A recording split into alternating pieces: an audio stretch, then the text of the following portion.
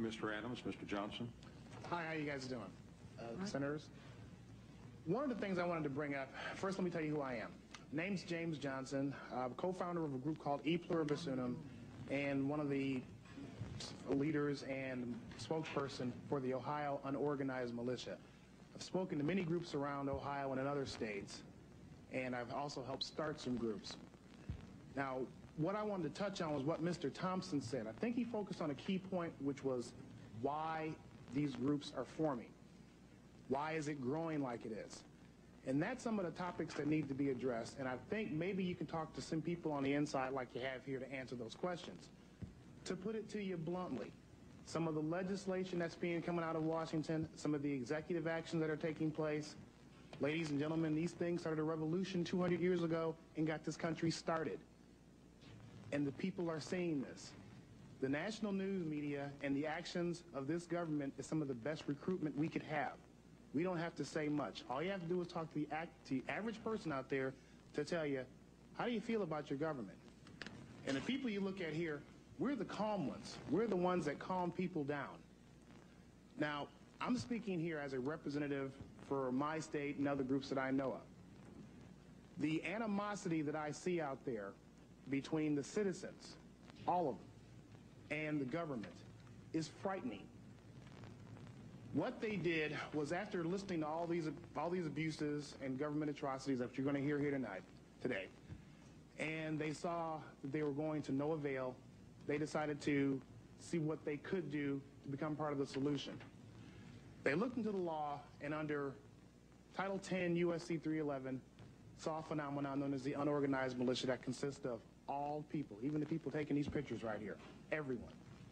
And they began to form themselves in units for their own self-defense and their self-preservation. Now, the way we stand now, and it's good that we're getting these views aired out, because 200 years ago, the British didn't get the hint until they saw dead redcoats out there. But this time, maybe we can get this out in the open and have things resolved. Because I feel, and it's concerning to me, and I'm being sincerely honest, that with the increasing polarization between the tax-paying public out here and what goes on, not only in here, but certain state governments, that the only thing standing between some of the current legislation being contemplated and armed conflict is time. It's one of the reasons I got in this movement, to help prevent that. Now, you can see from the last 2 years of sales from the firearms producers in this country, this nation is probably one of the most heavily armed forces on earth. And I have heard more and more people say, if one of these black-suited, armor-wearing, state-sponsored terrorists come kicking down my door, I'm going to blow somebody away. They don't call themselves militia. They don't even call themselves patriots. They call themselves American citizens who are getting tired of confiscatory tax rates, increasingly heavy regulations, which is, they believe, are leading them down a path to involuntary servitude. And one of the slogans that's been going around, especially in Ohio, is what I've been telling people, for those who think that this is just primarily an angry white male movement, is that if our ancestors would have been armed, they would not have been slaves. That's why people are beginning armed. Not so much with firepower. That's not the thing that makes it dangerous. What makes it dangerous is that they're being armed with knowledge.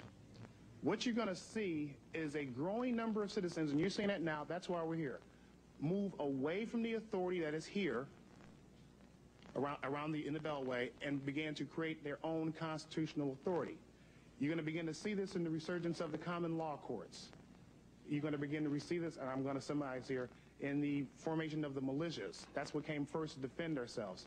But you're also going to see this on the legislative venue. You're going to see your own candidates in our own elections, and hopefully that we can become a system which will attract others into a more constitutional, based system. Thank you very much.